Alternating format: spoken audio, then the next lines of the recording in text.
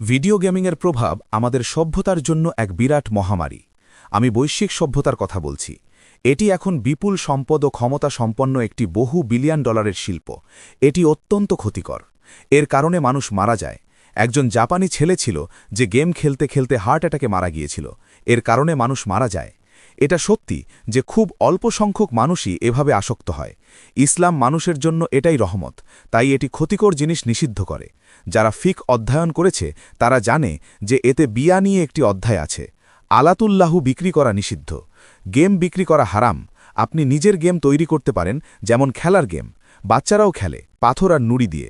ছোট বাচ্চারা আপনি তাদের যাই দিন না কেন তারা পরোয়া করে না, কিন্তু জিনিস বিক্রি করে আল্লাহু থেকে অর্থ উপার্জন করা আমাদের শরীয়তে নিষিদ্ধ। এখন আর কেউ এ নিয়ে কথা বলে না। তারা শুধু ভাবে, ও তুমি এটা করতে পারো এবং এতে কিছু যায় আসে না।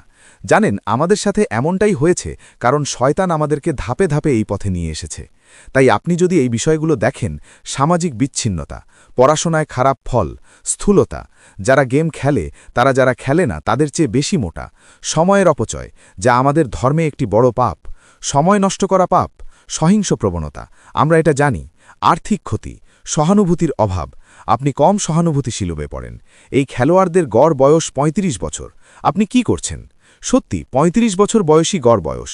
টেট্রিস নামে একটি গেম ছিল এবং আমি আগে কখনো এটা খেলিনি, তাই আমি এটা খেলতে শুরু করলাম এবং হ্যাঁ, এটা সত্যিই আকর্ষণীয় ছিল এবং আমি বললাম, ওহ ঠিক আছে, এবং আমি এর সমাধান বের করলাম এবং আমি জানিও না কতক্ষণ ধরে এটা খেলেছি।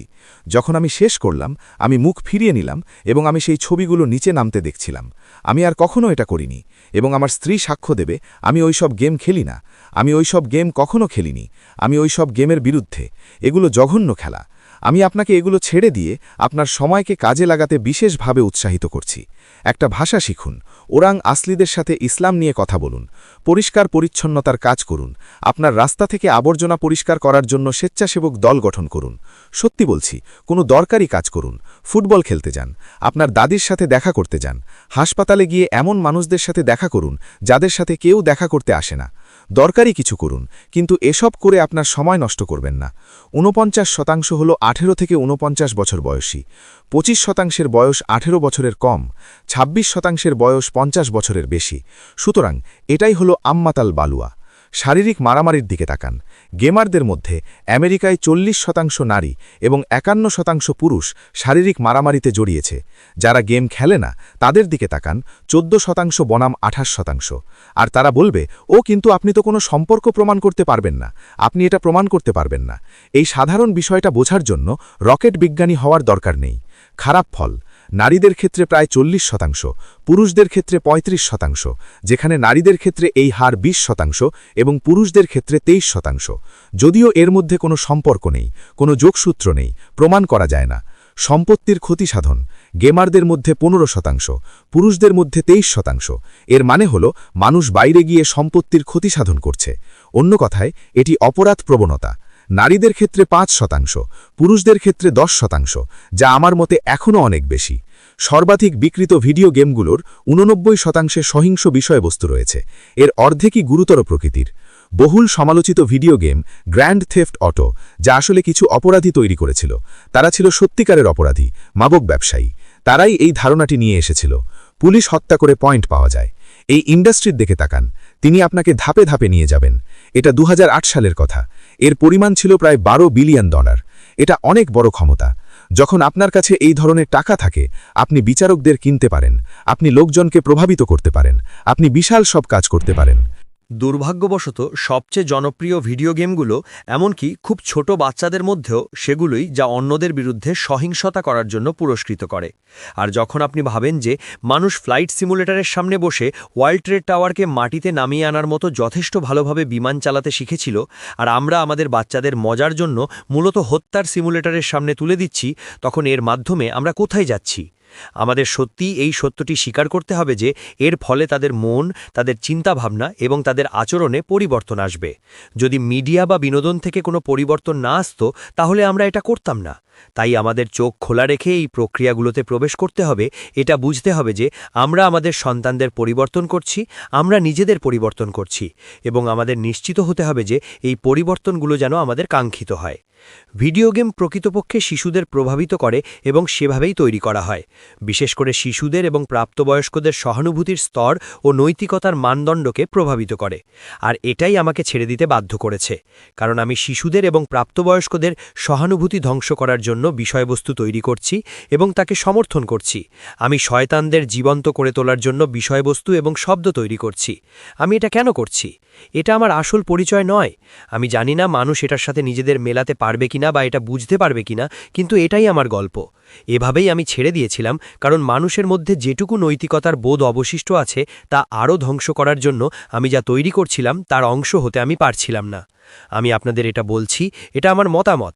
কারোরই উচিত নয় তাদের সন্তানদের কোনো ভিডিও গেম খেলতে দেওয়া, কারোরই উচিত নয় তাদের সন্তানদের ফোন ব্যবহার করতে বা টিভি দেখতে দেওয়া।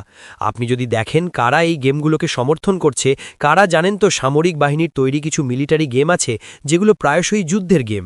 কখনো কখনো এগুলো CIA দ্বারা স্পন্সর করা হয়। কখনো কখনো জানেন তো আপনার দেখা উচিত কারা আসলে এই গেমগুলোর জন্য টাকা দিচ্ছে। আর তাই আপনি প্রশ্ন করবেন, জানেন তো এই টাকা কোথা থেকে আসছে? এই মিশ্রণের কোথাও এই কোম্পানিগুলো এবং সরকারের মধ্যে কোনো এক এজেন্ট আছে যে তাদের বলে দিচ্ছে কি করতে হবে। এখন আমি কোনো নির্দিষ্ট সংস্থা বা অন্য কিছুর দিকে আঙুল তুলতে পারবো না, কিন্তু আপনি যখন এর এই দিকটা বুঝবেন তখন এটা বেশ স্পষ্ট হয়ে যায় যে সরকার অনুমতি দেয় বলেই সব কিছু ঘটে।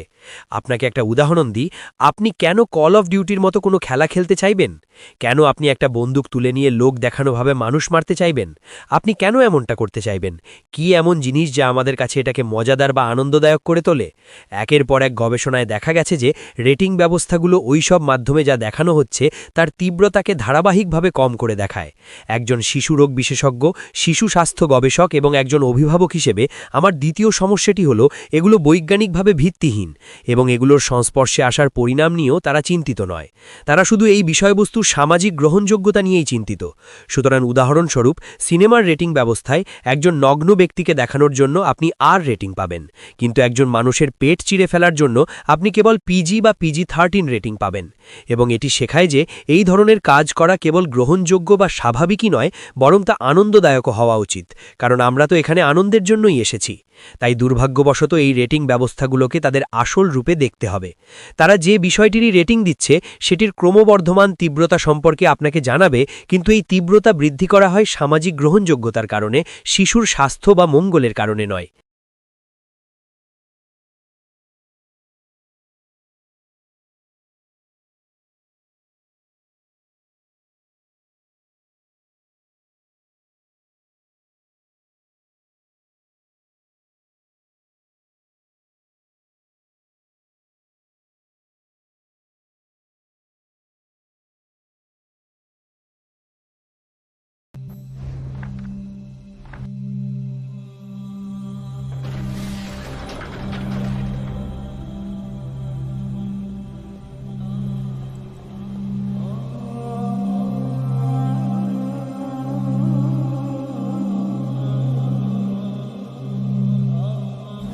I order the forces of darkness to pour its infernal power over me. Let the gates of hell open wide. And from the abyss greet me as your brother and friend. I order everything to be as I command.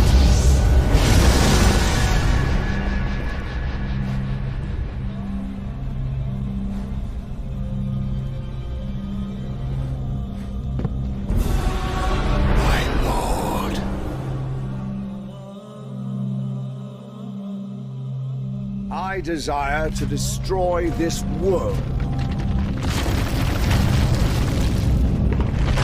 If I cannot rule the world of men, then no one will!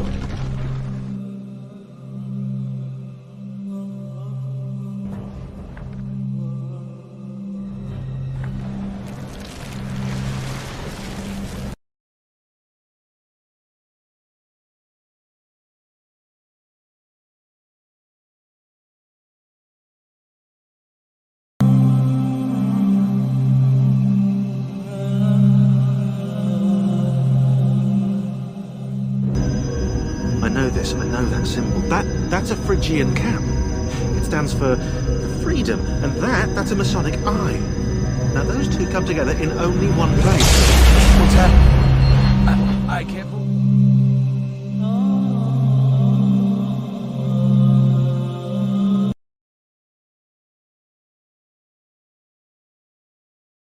কেন তারা একে অন্ধকার মাসিহ বলে ডাকে? এটা একটা খেলা, এবং কেন এই অন্ধকার মাসিহ, যিনি মাসিহ, ইনি হলেন মাসিহ আল মুআল্লেম। এই অন্ধকার মাসিহের একটি চোখ আছে। কে তাদের অনুপ্রাণিত করছে? তারা হয়তো জানে না তারা কি করছে, কিন্তু শয়তানই তাদের এটা করতে অনুপ্রাণিত করছে, কারণ সে লোকজনকে প্রস্তুত করছে। I have traveled through time to warn you. This is my past, but your future. And it means the end of humanity, so together we must change it.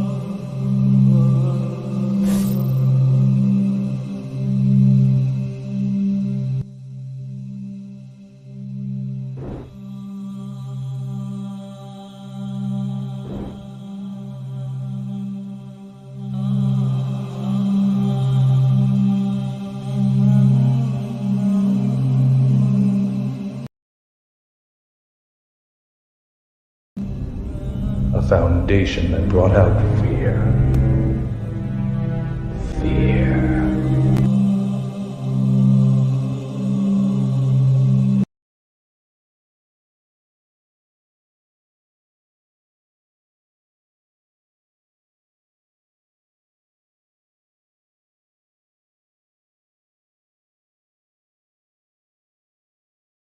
You're paying these little streams of $1 to the game company, and it turns out the companies make tons more money in that model than they ever did back in the day.